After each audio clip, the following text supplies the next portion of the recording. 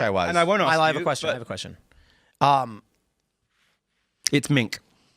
What is what you're wearing? It's mink. Oh, the hat. Yeah. So right now, I'm looking at... The part of the reason that Trump was elected in 2016 was that Hillary Clinton was emblematic of the way that the world was going wrong. The secret elite collusion, Epstein, it was all linked. And people who voted for him the first time and people who have voted for him every time since, you can't find me someone apart from George, apparently, who did not want to see the Epstein files. Let me ask you. And I promise I'll wrap up and let someone else go. But when he said, there's no Epstein files, and then the Democrats made it up. And then stop asking. And then if you're asking, you're not a fan of mine. And then if you're asking, I don't want you. I agree with all of this. That is the moment Trumpism died. I agree. And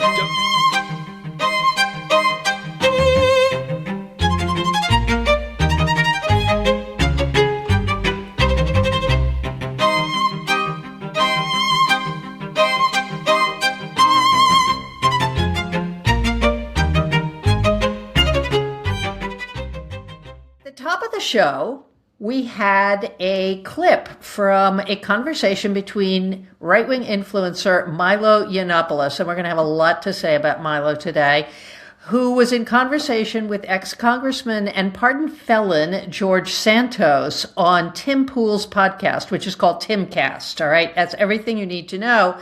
This is the Moment Trumpism Died edition, and I'm Claire Potter. I'm Neil J. Young. And we are here to talk about how crazy the MAGA sphere has become this week. But first, we're going to go to the news, which may offer some explanations about why all the MAGAs seem to be at each other's throats. On Monday, Colin Allred dropped his Senate bid to run for Congress in the new redrawn Texas 33. Allred, you might remember, ran for Senate in the last cycle. He did not win. He's very well known across Texas. He was running for Senate again. But with the new redrawn districts, Allred decided that he would run for Congress instead. Now, this has caused a whole reshuffle across the Democratic Texas landscape. It cleared the way for two-term Dallas Congresswoman Jasmine Crockett, who's also quite famous across the nation. She currently represents Texas's 30th congressional district to compete with State Representative James Tallarico for the Democratic nomination. New polling shows her with an 8-point advantage. Neil, what should we be thinking about with this race?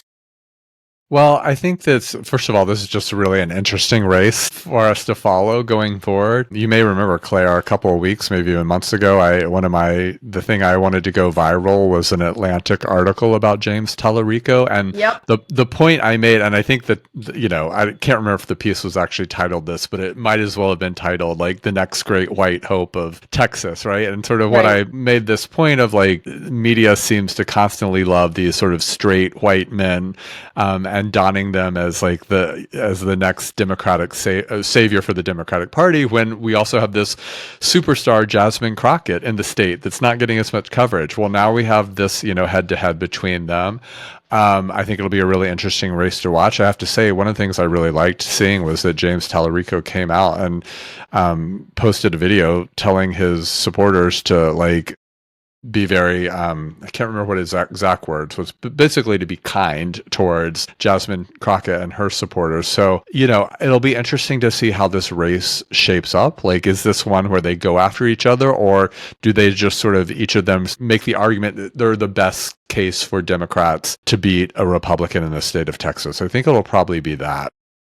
It's an interesting matchup because, as we talked about before, Tallarico is self-avowedly Christian. Mm-hmm. He's moderate. He's centrist. As you mentioned, he's straight white man. As far as we can tell, he's straight, although everybody's straightness will be up for grabs by the end of this episode. Yes.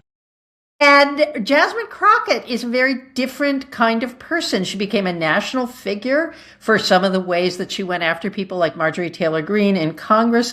She's also been targeted by Trump and his allies over and over and over again. She is exactly the kind of African-American woman that MAGA Republicans just want to shut up. So they delight in caricaturing her and saying racist things about her. She is a lightning rod and Tallarico isn't. So it sort of puts two models in conflict with each other. One is the national figure who can raise money from all over the country, and the more local person who actually might be a little more tailored to a Texas voter, particularly the independent ones.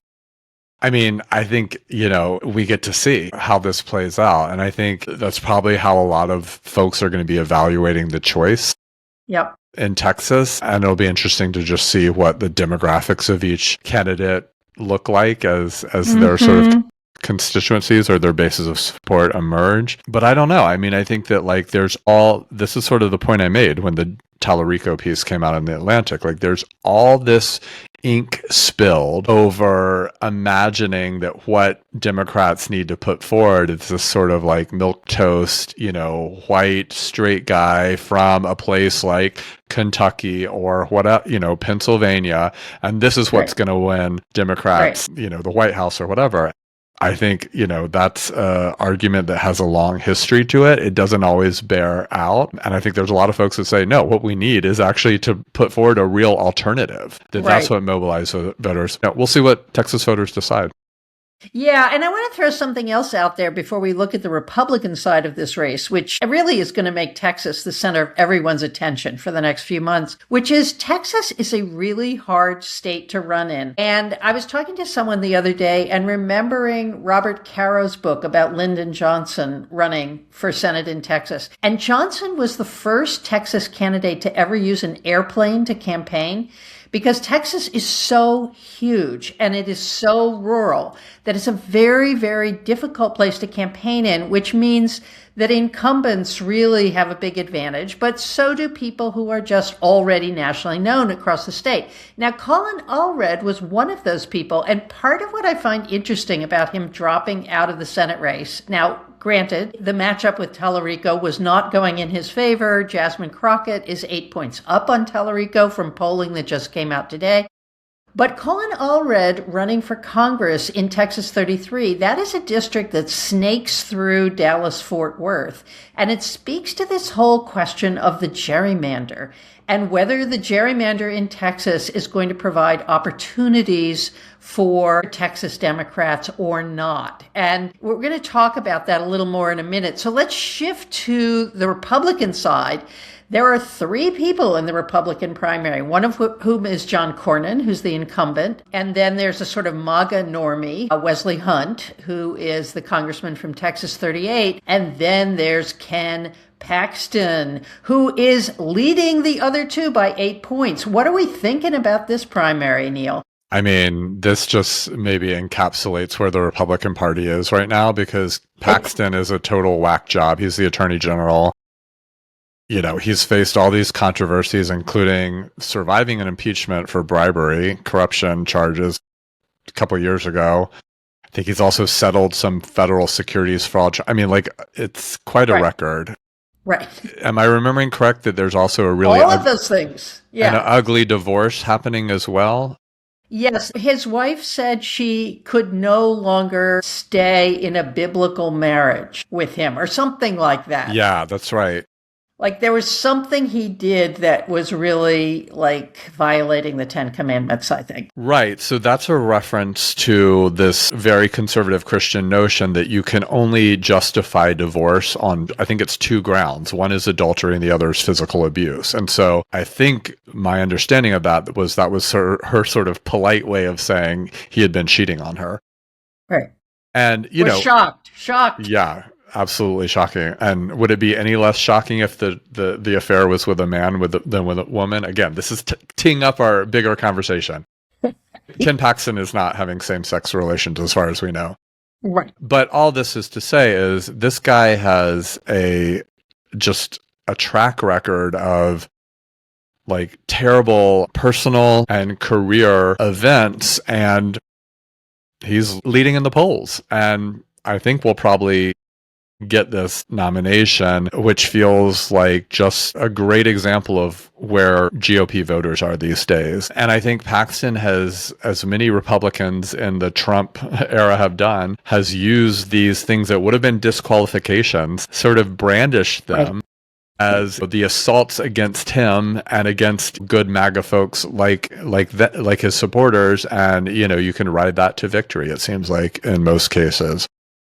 I think you can. And of course, as we know, primary voters are the most militant voters. And I don't know whether independents are actually even allowed to vote in Texas primaries. I did not look that up. But what I do know is that the nominee for both parties has to win 50% of the votes or face a runoff.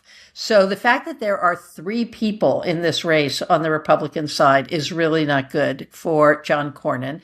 It's not good for John Cornyn that he's actually well known as one of the more moderate members of the Republican caucus. He was one of the 3 Johns. It was John Thune, John Cornyn, and some other John who were the ones who were up to be leader, and Cornyn did not make it. John Thune did.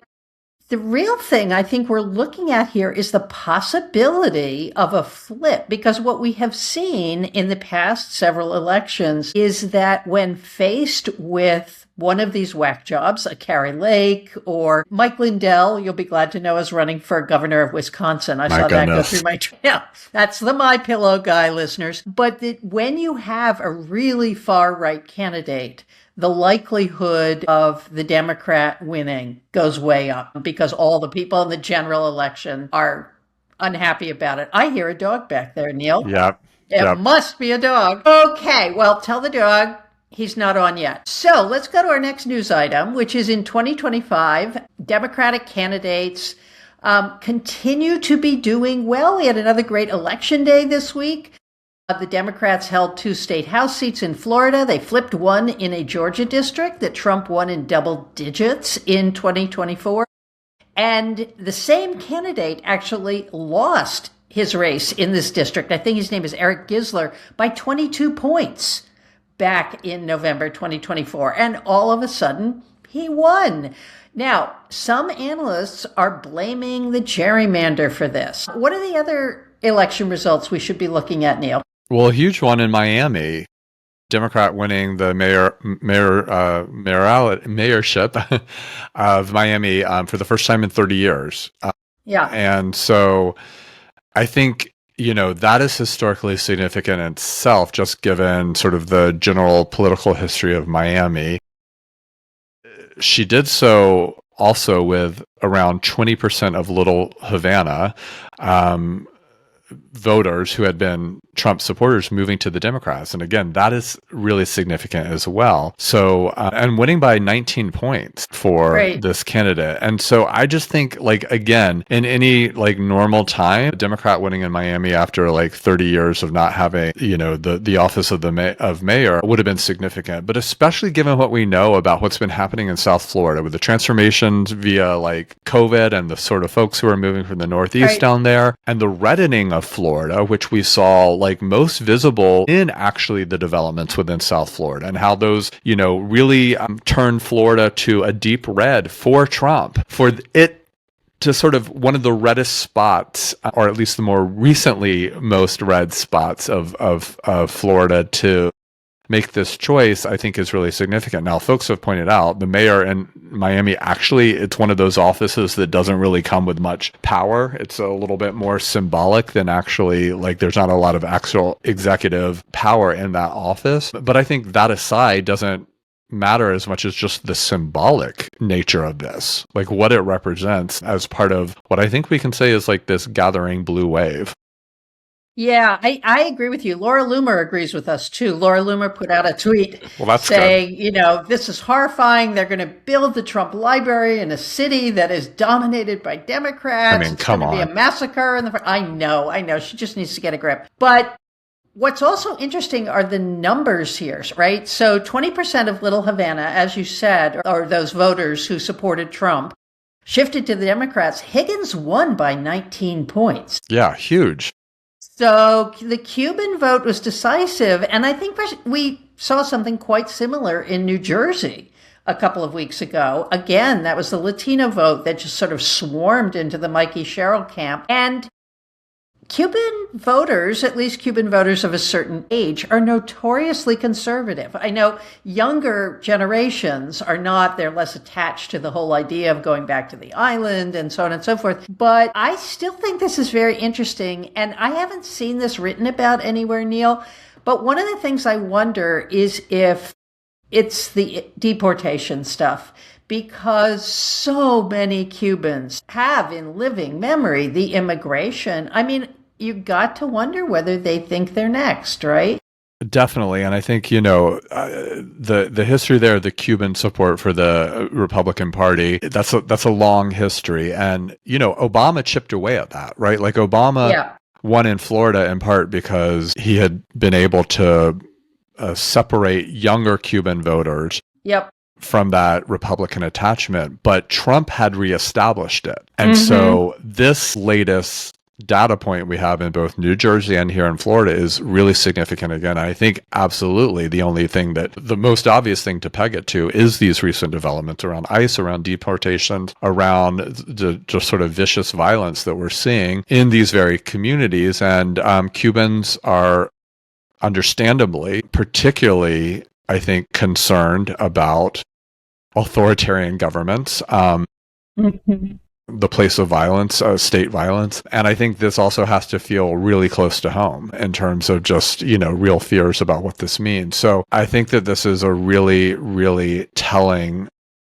piece of data, perhaps even more so than some of the ones we've picked apart in recent weeks. But this is something that suggests that Florida might be a little bit more in play, or not the sort of place that Republicans can imagine they don't have to pour a lot of money and a lot of time into. And that is not what it looked like just, a year or so ago. Right. I think there's another factor here, which I'm sure you know more about it than I do because you have family in Florida and you're a homeowner in Florida. But the real estate market is really, really, really soft. I mean, the numbers of snowbirds who are not coming this year, particularly Canadian snowbirds, apparently condo sales have gone really soft. And Miami, of course, is exactly the sort of place where that's going to be felt, where people own condos as second homes, they have timeshares, and so on and so forth. So the Trump economy has not been good for Miami at all, and it actually hasn't been good for Florida more generally. Okay, so let's sort of take a look at the big picture. Democrats flipped 21% of GOP-held seats that were up for grabs in regular and special elections in 2025. Which is kind of astonishing. They won the largest majority they have had in the Virginia House since the 1980s.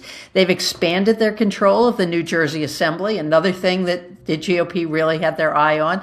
And they've torpedoed supermajorities in Iowa and Missouri. The GOP has not flipped any seats. There is one guy, Ralph Mazzullo, who wins the prize for holding a Republican seat on Tuesday, but by a margin that's 18 points lower than Trump's tally a year ago. Now, obviously, we don't want to, predict what's going to happen a year out, but people are, Neil, saying that, that there's very little Trump can do between now and the next election to bring the horses back into the barn here.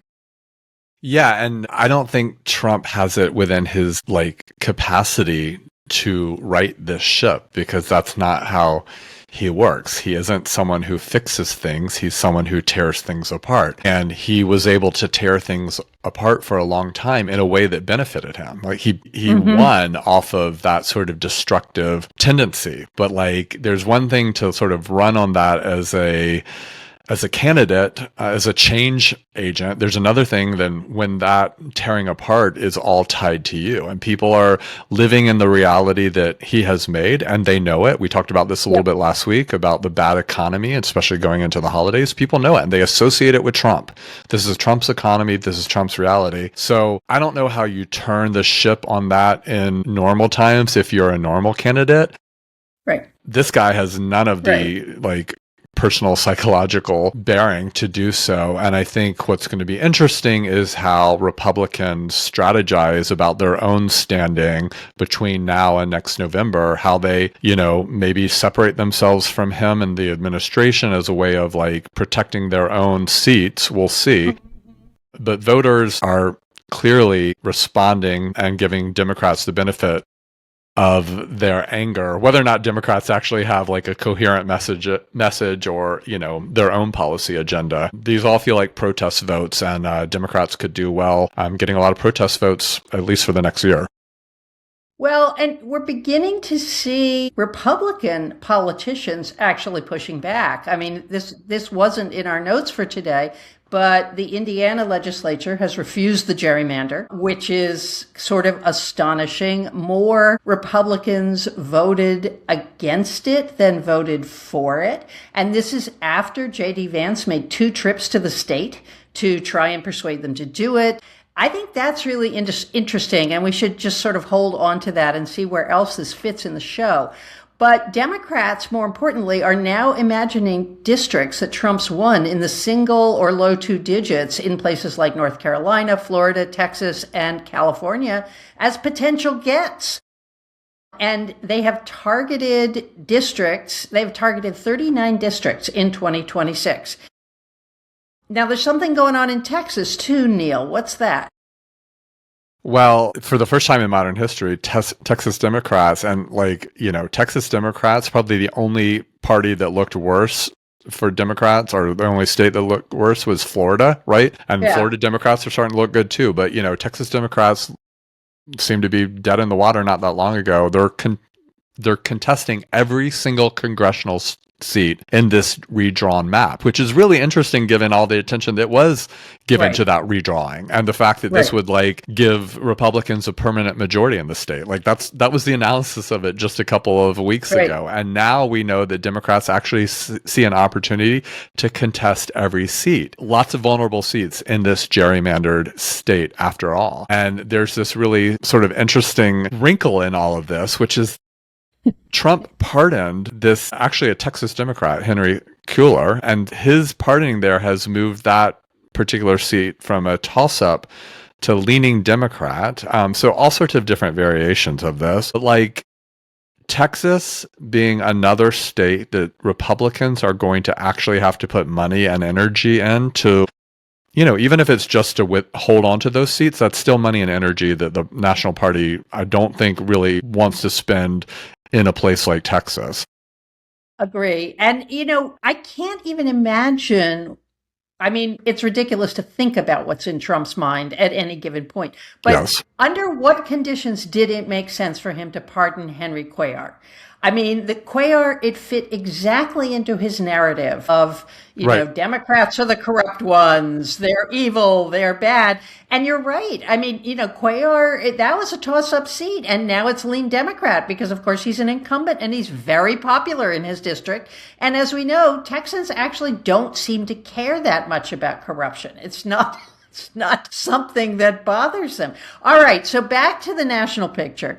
In the face of the Senate's failure to pass health care legislation of any kind in the last week, Mike Johnson seems to be losing control of his majority in the House, which, as we know, is a majority. I can never remember. It's at 5 now or maybe 3. I can't remember what it is, but it's certainly single digits, low single digits. And the caucus seems to be just running for the exits. On Wednesday, 16 Republicans co-sponsored a discharge petition to extend ACA subsidies as they are for 3 years, demonstrating that legislation could pass the House if, in fact, the Senate got itself together to pass legislation too. And Mike Johnson just seems to be sitting there watching everything dissolve around him. In addition, and the discharge petition seems to be the way people are getting legislation to the floor.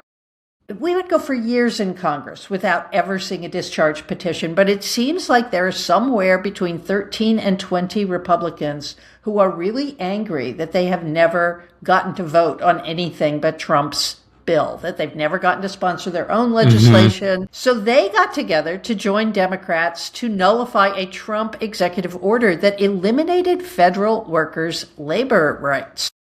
And finally, just yesterday, after multiple visits by top Trump officials, as we know, the Indiana legislature voted against the gerrymander. So I kind of see everything crumbling. I mean, it's not just that Trump doesn't seem to be able to put Humpty Dumpty back together again. There doesn't seem to be a single Republican of any influence who can do it, Neil. Yeah, I mean, Johnson seems completely incapable here. Right.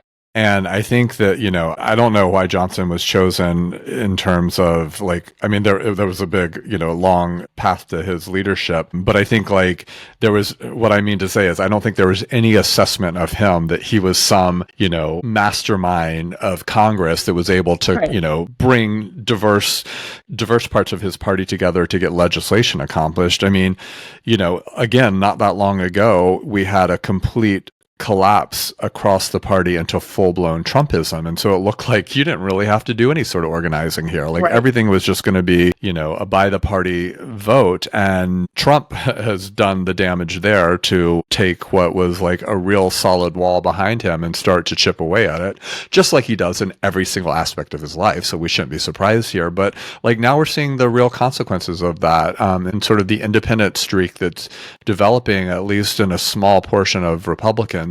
And I don't think that that's going away. I think, if anything, right, that's going to grow. And I think that this example from Indiana is such a really important example here, because the lobbying that was done by J.D. Vance, was coupled with the threats coming from the Trump administration that they were going to pull all federal money from the state of Indiana. I mean, to do that to a red state like Indiana, right? Of course, this is how Trump acts, right? He acts through threats and intimidation, and it didn't work this time. And that is a huge, huge signal to everybody else that we don't have to go along with this anymore. Because I think for so long, Republicans have acted out of fear and out of this long history that Trump has of intimidating folks into cooperation. And as I think some examples have shown recently, you just push back a little bit and it all falls apart. And so I think this is actually a really important moment from these legislators in Indiana who've stood up and said, no, this is not how we do things and we won't act this way. Hopefully that'll be inspiration to others to return to, some sort of principle and some sort of independence from Trump and what he wants. Well, I agree, Neil, and it's very interesting to see what people are saying as well. I am seeing Indiana Republicans saying, this just isn't democratic. Exactly. Or saying, we are telling our voters they don't matter. So it's not even the kinds of self-interested stuff that we are used to seeing from politicians. We know, for example, that there isn't a single Republican in Congress that isn't worried about their seat because of everybody's health insurance prices doubling. Okay. So there is a certain amount of self-interest there, but it seems like they're also hearing from their constituents and saying, I can't do this. I can't live this way. And so they're pushing back in ways that for the first time in years of watching Republicans follow this man around like little ducklings seems human to me. Yep. Yep. So, okay. So just to put a bow on this one, Neil, it has often been said that a second-term president is a lame duck almost from the moment he takes the oath of office. And I'd like to ask your opinion about this, because it seems to me that Trump gambled on doing a lot of really big things in his first year and lost. That actually Americans are not responding to them in the ways he believed they would. And instead, it's the fringe of the party that's cheering him on, but the fringe of the party can't get him another Republican majority. Is that right? I think so. I mean, the entire Trump administration believed and said that they had an overwhelming mandate from the American voters based on the election, which of course is not how any normal person would have interpreted those results. Right. But they acted accordingly and they shoved through the extreme agenda, or they've tried to, this Project 2025 and variations of just an extremist politics, and none of it is playing with American voters well. It seems to really energize a shrinking fringe group on the internet, but that's no way to run a country, let alone continue to have like strength of support from your own voters. So, but I think, the bigger point here is no one seems to be learning a lesson, or at least no one within the administration is learning the lesson. Republican congressmen and women seem to be. They're certainly becoming wise to it, but what a crack up. Yeah, serious crack up. All right, so we're going to look at some of the agents of this crack up. And I just want to say, Neil, I listened to the whole video that we used a little clip of at the top of the show. And it was kind of fascinating to me, in part because I had never understood that Milo Yiannopoulos was as intelligent as he is. Mm-hmm.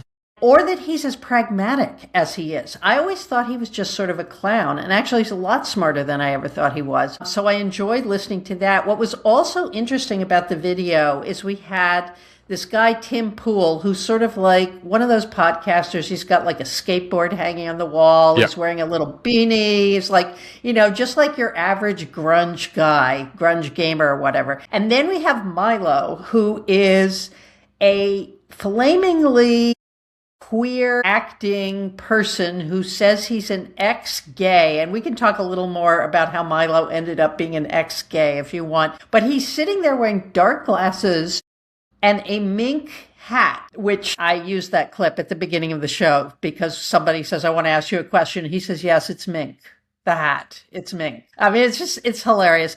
And then we had George Santos, who was sitting there. And George Santos, who we know is a pathological liar and a sociopath, was the voice of reason. So every time Milo said something bizarre, George Santos would say, oh, Milo, you don't really believe that. So I think all of our listeners should actually listen to that whole video because it sort of encapsulates where we are. Okay, the Daily Beast is reporting a full-blown social media war featuring deeply personal attacks, often from the fringe, on Donald Trump and his allies in Washington. There are more players here that we need to sort of throw into the mix. But it seems to me there's sort of two things that have happened here. One is Candace Owens has gone berserk on the Charlie Kirk assassination. And then also Charlie Kirk's assassination and the conspiracies that have inevitably risen up around it seem to have destabilized MAGA in a way I have not seen it destabilized in precisely this way before. And maybe it's the electoral stuff, but there's also something cultural going on here. What's your take, Neil? Yeah, I mean, so many this is actually, I think, a really ugly thing that's playing out. Couldn't happen to the best people, I guess. But right. And it's, it's like saying that Candace Owens has gone off the deep end feels a little bit like to have ignored where she's been her entire career. And yet this is really, really getting dark and twisted. So she's like spreading all these rumors that first of all, Turning Point USA has committed financial fraud, but also that they were involved in his killing, and it's getting really ugly. And I think that this is a really interesting idea you have, that this is part of what's opening up is a major rift on the right between sort of these two camps. I mean, one of the things that Candace has really developed a very anti-Israel, and I would say even also an anti-Semitic politics in the last year or two. And I think a lot of this is inflected with that because you see the folks who are supporting Candace, as they support her, they're throwing out really awful anti-Semitic slurs. And so I think that's part of what's happening here.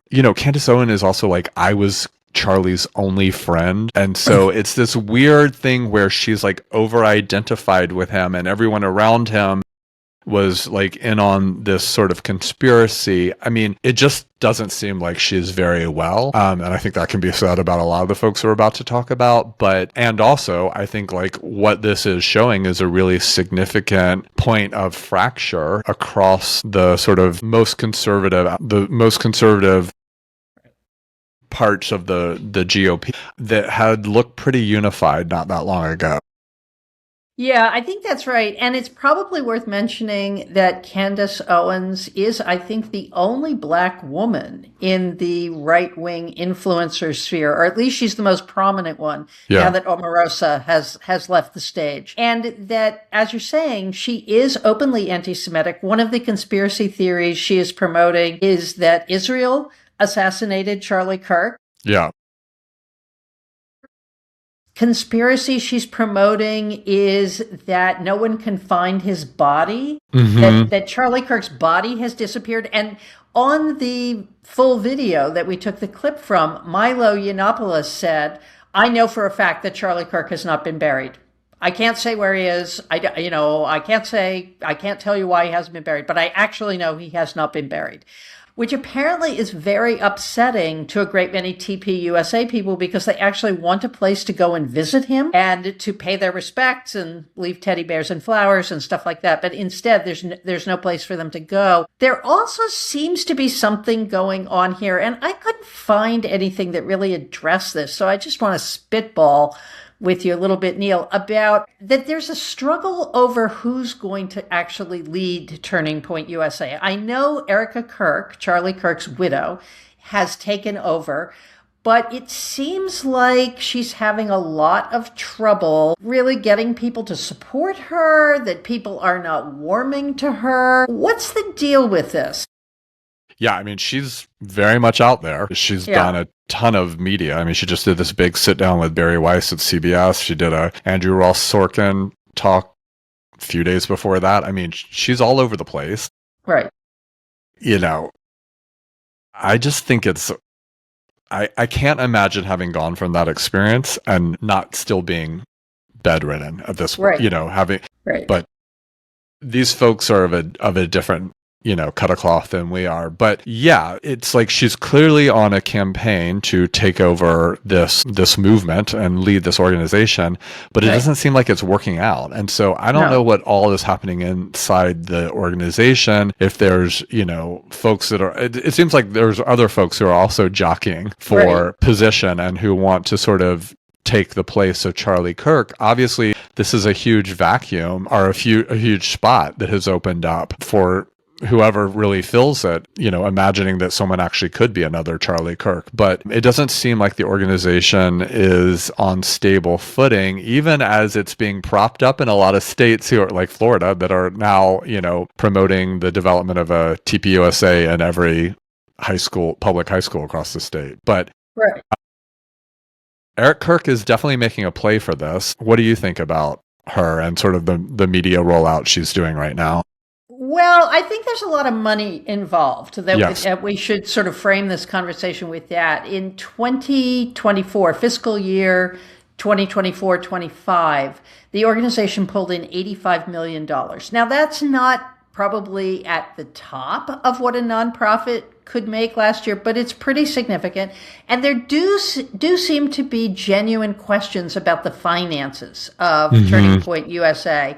Now, the IRS has written Erica Kirk a letter saying that the 4 organizations that fall under that umbrella are not being investigated. They're not being audited. They don't see that there's anything wrong. So it seems like the Trump administration has tried to calm this down. But I would also say that some of the criticisms of her, I mean, you were saying, how could anybody so close to having experienced the murder of their beloved partner be doing what she's doing? Well, a lot of people are saying, yeah, how can she be doing that if she really cared about him? And was it a real marriage? And did she really love him? Or was she just sort of, I think Candace Owens is sort of suggesting that she was a honeypot of some kind, acting in someone else's interest or some other power center's interest. I mean, Owens has said she does not believe Tyler Robinson acted alone. I think we're going to see a brand new conspiracy theory jumping in to displace further interest in the Kennedy assassination, all the Kennedy assassinations. What's interesting is that Owens has sort of taken the traditional route of saying there is this cabal of elites.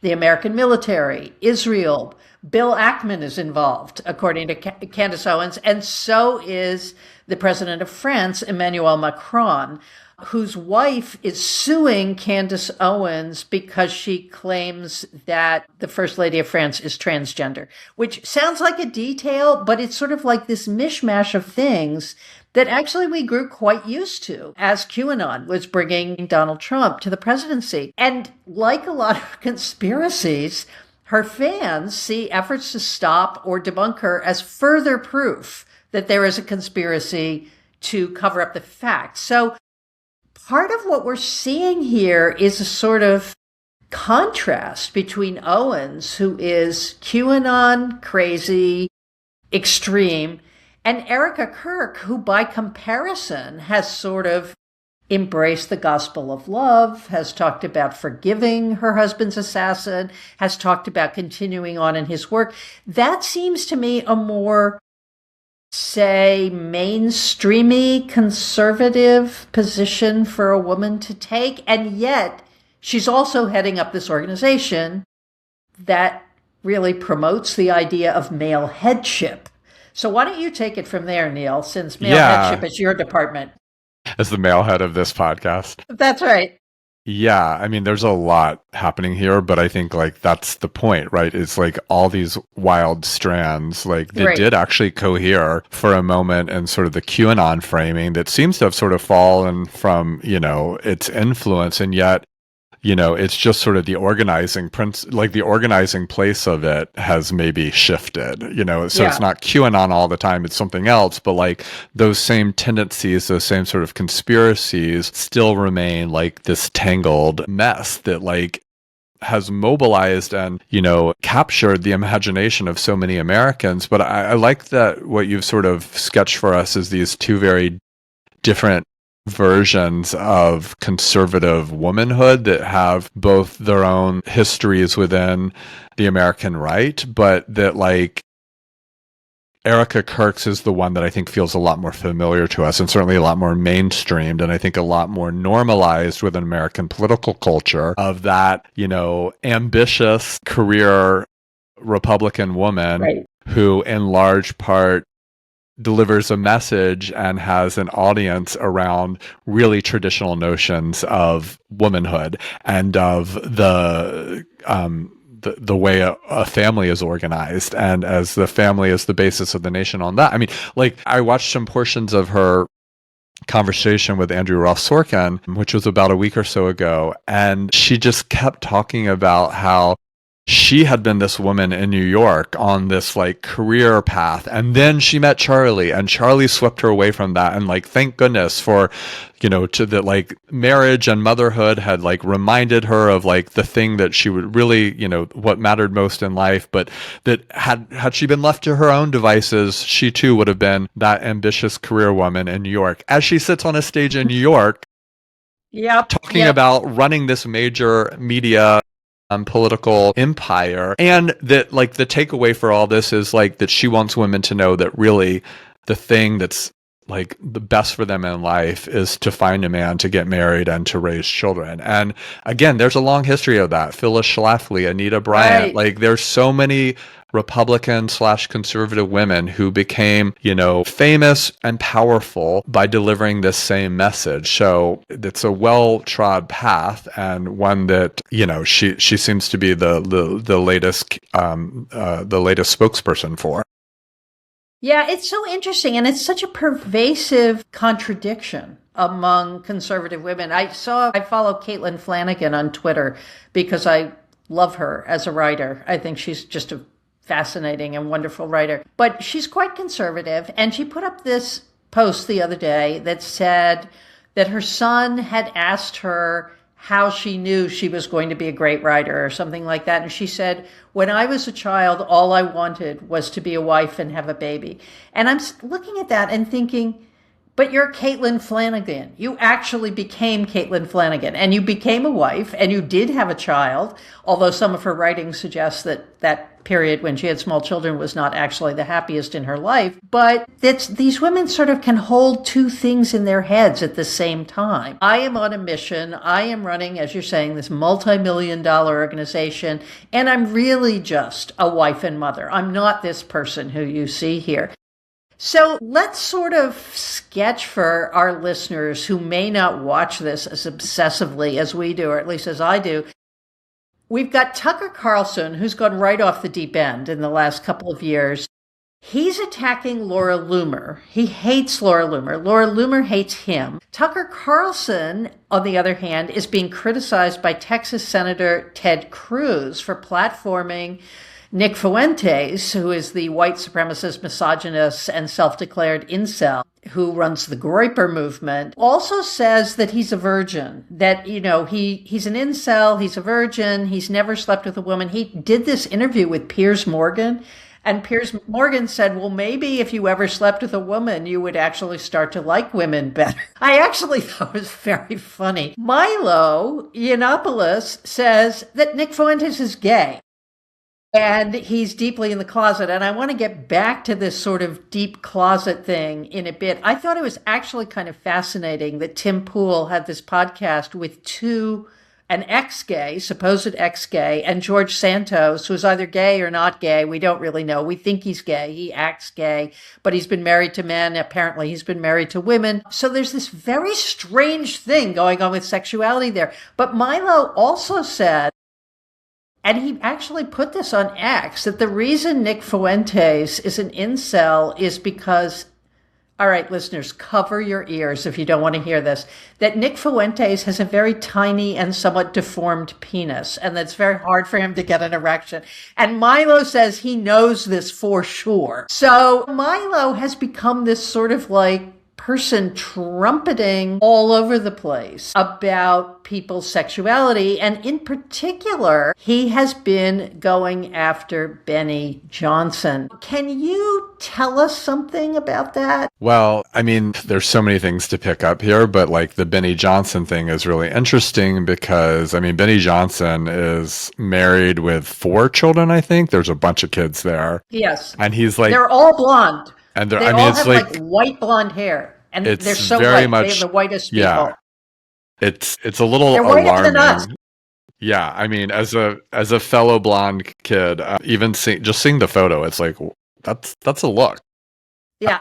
It conjures other sort of historical images. But anyway, Benny Johnson is posting that image constantly, and it has raised a lot of people's sort of eyebrows of sort of, methinks he doth protest too much type thing. And there have been rumors about Benny Johnson for a long time, although I think the source for almost all those rumors has been Milo through the years. But Milo has said that Benny Johnson has a long history of actually sort of... I think he's accusing him essentially of sexual assault, right? That of like at TPOSA conferences and other right-wing like meetings that he's like seduced young men and taken them back to his hotel room, and his wife has been crying in the lobby knowing what was going on. And so he's really, he's basically involved in this outing campaign of Johnson, and Johnson is slapping back, which is only, of course, inspired Milo to get even more aggressive. Milo will not be silenced, and he's not going to like go away. So he's claimed over and over again that he has the receipts of these things, and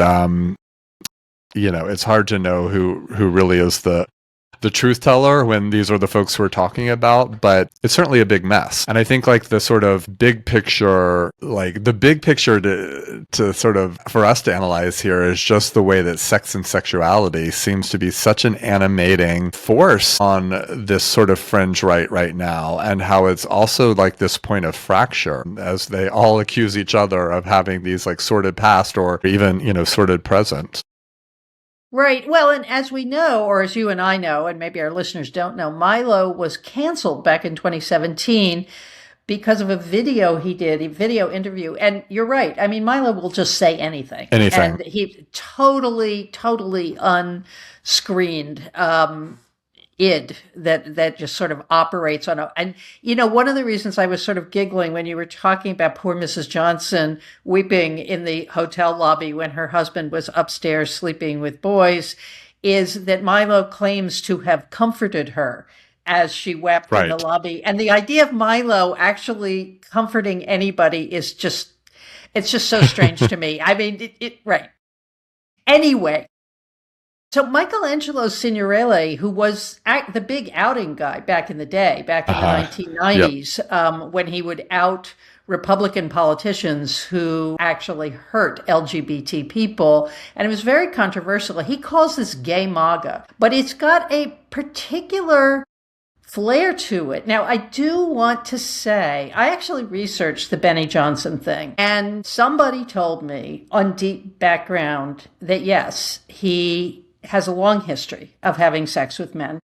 And I don't know whether he's bisexual. I don't know whether he's gay, but I want to talk to you a little bit about that. But that there is something going on with some of these men who are, I think we have to assume, sincerely and deeply Christian, where they are trying very, very hard to play their role as husbands and fathers and really kind of struggling with this demon, and that there is a rather significant apparatus that protects them. But, you know, when Milo was canceled, that video of him talking about a priest teaching him how to perform fellatio, she said politely, that had been around for a very long time. And so it was only when it was sort of released and people made an issue of it that Milo had to go off and rebrand himself. But I wanted to ask you about, you know, you have written about gay Republicans, people who basically lived a whole life as gay and a whole life as politicians, and people allowed them to separate those two things. There seems to be something else going on here where men who are attracted to other men sort of resolutely say, I'm not going to do that. I'm going to do something else. And they move up the Republican Party apparatus with the wife, with the children, but with this sort of anvil of same-sex attraction hanging around their necks. Am I barking up the wrong tree here? No, I mean, this is the right tree for you to bark up, having written a book about the history of gay Republicans, which, you know, when I started writing that book and researching it, I thought it was mostly going to be about, you know, the history of out gay Republicans who formed these gay Republican organizations, whatever. And then I thought, like, you know, there'll be like a closeted character here or there. And what I found out was that for that entire time period I was writing about, 70 years of history, that the closeted gay Republican remained an ongoing figure in that history, and that was one that was like deeply important to the overall story I was telling. You know, you said something about like these folks deciding that they weren't going to pursue that part of them, but like I think that that's actually not what any of these folks actually show to be the case. Almost all of them, at least the people I wrote about in my book, and I think potentially the folks we're talking about today, continued to engage in same-sex sexual activity, even as they married women and had children and presented themselves as heterosexuals for their own sort of political and professional careers, and that at one point or another it all fell apart. And that's an ongoing part of the 70-year history I write about in my book, and one that feels deeply relevant to the people we're talking about today. And like, how do we assess these folks today? I don't know. I mean, like, on one hand, we don't truly know what all the facts are here. There's a lot of like speculation and a lot of rumors, and you know what the evidence here is, like, I don't know, but I do think one of the possibilities is that like people are also bisexual, and that like our political culture doesn't allow for that type of person, especially on the right, to exist. I think it's been hard enough for like folks who identify as bisexual to claim that identity as Democrats, but I think it's especially sort of an impossible scenario for folks on the right, and that like the easier thing to do if one is bisexual is to, and has real professional political ambitions on the right, is to pursue the sort of heterosexual, at least public facing heterosexual life. And so I don't know. I mean, I think like all of these folks can be very different. You know, you point out the sort of that like the religious devotion is the thing that's shaping the decision making here. Mm-hmm. And that may be possible. I think that's possible for a lot of folks, certainly. I think the average person who's wrestling with this stuff, that is often something that really is what drives their choices. When we're talking about ambitious public figures who would do anything to have power, it's hard for me to see their religious faith or their religious identity as sincere and not as part of the overall strategy. And again, I can't totally know what is in people's hearts and minds. Right. But looking back on a lot of the folks I write about in my book, many of whom had deep religious faith, the religious faith seemed to be a big part of that public image they presented, which doesn't necessarily mean it wasn't also sincere. But I guess what I'm saying is, I wonder if the thing that is actually shaping the decisions that these folks makes is not so much religious belief as it is their political professional ambitions. We can't really know at the end of the day, and I think it's probably not one or the other. It's a complicated stew, but yeah, I mean, I think it's a really interesting question because there's so much at work here in a really complicated set of decisions or a complicated set of possible identities, and how those, overlap and often conflict in people. It's very interesting listening to this, and I think part of what I was thinking about is I've been watching a lot of Charlie Kirk videos, particularly the ones in which young men get up and testify that they used to be gay, and then they decided not to be gay, and they got a girlfriend and they got married, and Kirk asks them questions about, do you still feel attractions toward men? And they say, well, sometimes I do, but, less than I used to. And, I have techniques for dealing with that. But one of the things these guys say about themselves, too, is I was told by the woke society that I was born this way. And that if I had attractions to men, then I had to be gay and I had to live that lifestyle and I had to be that kind of person. And that's all a lie. And you don't have to. And you can exert your will to be something else. And, listening to you, I thought very much of someone like Matt Schlapp, who is clearly either bisexual or gay. His wife, Mercedes, knows exactly what's going on. They run a little corporation called CPAC that makes millions and millions of dollars a year, and they're very powerful. Regardless of how many people accuse Matt Schlapp, he just goes on being Matt Schlapp forever. But it seemed to me that some of these younger men were sort of speaking something else about what does it mean to have free will? What does it mean to be an individual? How people who are just sort of like people like you and me, Neil, who are just sort of led into being gay and embrace all of that, are following the herd. We're not really standing up for who we could be in the world if we rejected all of this. And it struck me as a very interesting tension that is emerging within MAGA, because under those conditions, anyone could be gay. Right.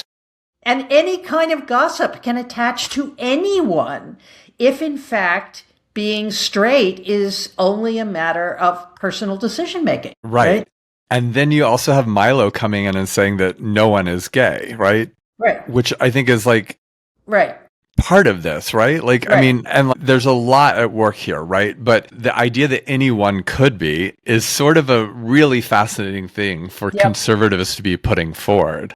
Right. Because there's a different version of this in a different historical moment in which the left is making arguments about the fluidity of sexuality, that fluidity of identity, of gender, of all these things. Right. And of course that is something that this current American right is has been very much mobilized by the sort of in response to that. And yet, how does this fit within that sort of politics of late on the American right that is, sought to push back against, so much of the sort of fluid and relativism of a sort of left approach to gender and sexuality? Right. And then, of course, Milo, who is sort of rebuilding his career in the MAGA sphere. And do you know what Milo does for a living now? Tell me. Reputation management. He does. He has a reputation management agency. So if something terrible happens to you on the right, Milo will come in and fix it. And he's been working with all kinds of very famous people. I can't remember who they are, but he has real clients. But he's positioned himself also as this kind of double agent. Like he's the one that knows. All the rest of you are naive. I remember in this video he was saying, I've never been sued. I've never been sued about anything I said. I am always right. I always have the facts at my command. Well, that doesn't actually mean anything. Nevertheless, he is sort of like taking advantage of this moment to position himself as the person who can actually speak the truth in the middle of all of these conspiracy theories. So I want to close with something that probably is a whole episode in and of itself, and it will be in the future, I'm sure. But some of these rifts, while predictable, are also self-inflicted wounds about sex, sexuality, and violence that go well beyond what is taking shape as an administrative cover-up of Trump's links to the Epstein case. And by the way, one of the things that Milo talks about in that clip we started the show with is how Trump's failure to deliver on the Epstein files is the end. It's really the end of MAGA.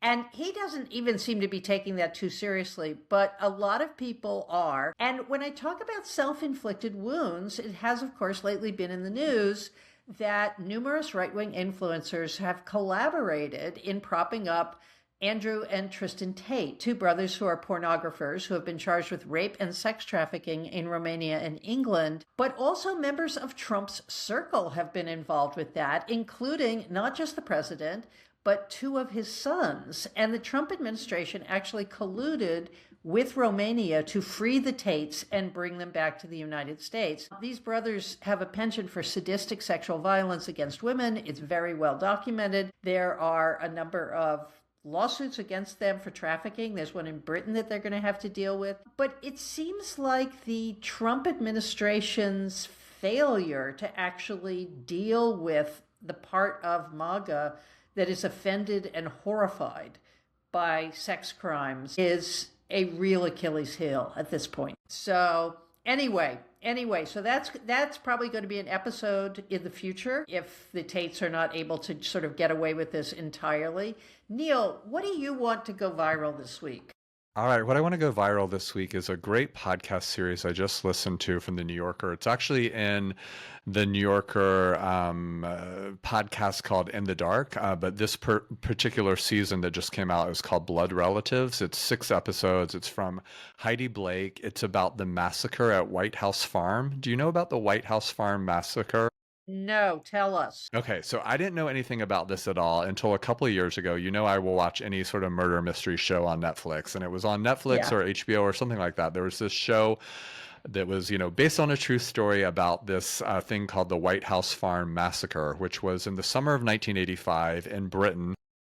This wealthy farming couple, the Bambers, were shot in the middle of the night, at their country manor, along with their daughter Sheila, and her 6-year-old twins. And then it became part of the investigation, basically.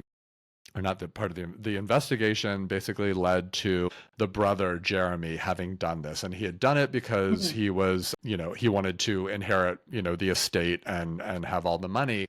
And this was something, again, I'd never heard of before until I watched this show. And it turns out it's one of the most infamous crimes in British history. It's like this huge, huge story in Great Britain that's been covered extensively. And so I saw this dramatic, television series about it. And then about a year or so ago, I read this long form piece from Heidi Blake in The New Yorker, where she'd gotten a tip and had basically gone and started investigating the trial and interviewing Jeremy Bamber, who's been in jail for 40 years now, and doing just a huge, huge review of the entire legal case, and wrote this incredibly long piece that came out in The New Yorker, like I said, about a year or so ago, that really complicates the story and points to some real botching of the investigation, of also some real sort of complicated dynamics within the larger Bamber family, and how some other, relatives might have been sort of pushing the investigation in a certain direction because they stood to materially gain from things. If, Jeremy Bamber didn't inherit the estate, but it went to the aunt and uncle instead.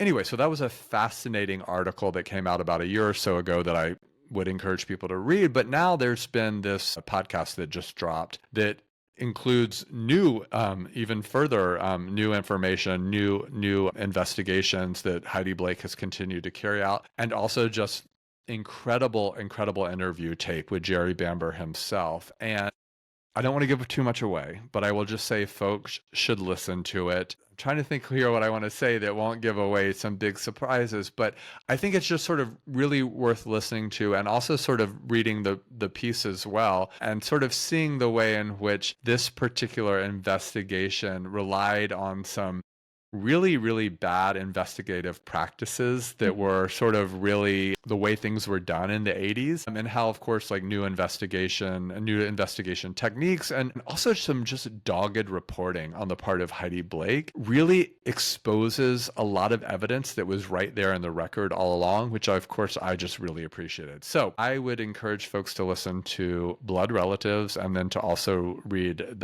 maybe in a different order, read the New Yorker piece first, and then watch or listen to rather the 6-part podcast series from the New Yorker called Blood Relatives.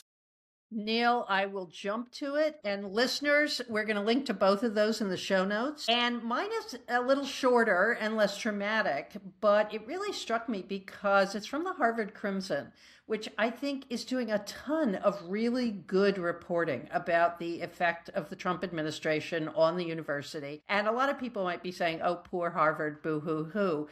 But the Crimson is really doing sort of deep stories that show how the Trump administration has actually had an effect on creating these spaces in which a paleo-conservative view that was really sort of one of the aspects of Harvard for centuries can flourish again. So this story is by Jack B. Reardon and Abigail S. Gerstein. Remember, these are two people who are undergraduates. It's called For the Reinvention of Man, How a Conservative Debating Society at Harvard Pushed Women from Its Ranks. And for those people who don't follow the doings of Ivy League universities, the presence of women at places like Harvard and Yale as fully integrated members of the student body is quite recent. It stems from 1971, 72. We know that Harvard, for example, for many years had Radcliffe College, which women got Radcliffe degrees and they were separated from men. Actually, until 1973 or 1974, women could not use Widener Library, which is the main research library on campus. They had to use the Radcliffe Library, and Radcliffe would order books from Widener, but they couldn't actually go to Widener themselves. You know who actually changed that was Mary Beth Norton. Really?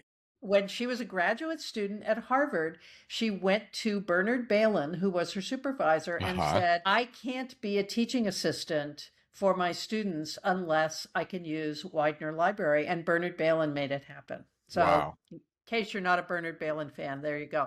But anyway, this is about a conservative debating society, which of course was all male until women arrived at Harvard. Gradually, women became part of this conservative debating society. And now the society is no longer inviting women to join. They send out invitations. None of those go to women. There's also a system they have for getting people to pay their dues year by year. They send you a bill, you pay your dues, and then you start showing up at the meetings again. They failed to bill any of the women who were already members of the society, thus effectively kicking them out because the women had not paid their dues. And it's a fascinating story about how a space at Harvard is actually becoming an elevated part of the manosphere. That these debating society guys say, we need all male spaces. We need to have one place to go where there are no women at all. And we have a right to that.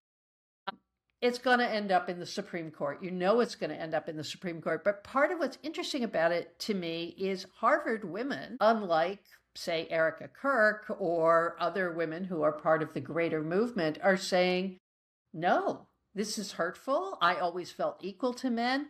Where are conservative women supposed to go for a space that is nurturing to them and where we can debate ideas? And no, we don't want to start a whole separate women's society. We want access to this premier organization. It's a great piece of reporting. It's a great example of how the Trump administration has actually managed to throw a little fuel on the fire of latent forms of misogyny that have been sort of bubbling under the surface, like fire sort of goes through tree roots in California and pops up somewhere else.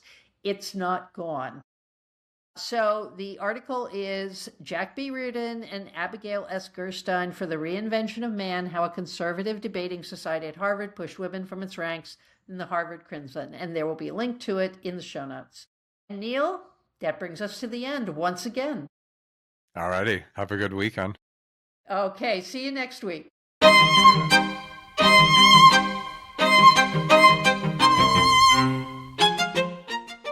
And that's it for today's show. Thanks for hanging out with us. Share this podcast with a friend who loves history, politics, and smart conversation. You can follow Neil and me on Threads, Blue Sky, X, TikTok, and Instagram. Go to the Political Junkie Substack at clairepotter.substack.com for show notes, more episodes, to leave a comment or question, to subscribe for free, or to support our work for as little as $5 a month. You can also subscribe for free by searching for us on your favorite platform. If you do, please leave a rating and a comment so that other listeners can find us. Our podcast is supported by the New School for Social Research and by paying subscribers. Political Junkie is written, recorded, edited, and produced by me, Claire Potter. Today's theme is A Game of Chess by Wicked Cinema. You can find their work and all the talented artists we feature on these episodes on Soundstripe. That's all for now. See you next week.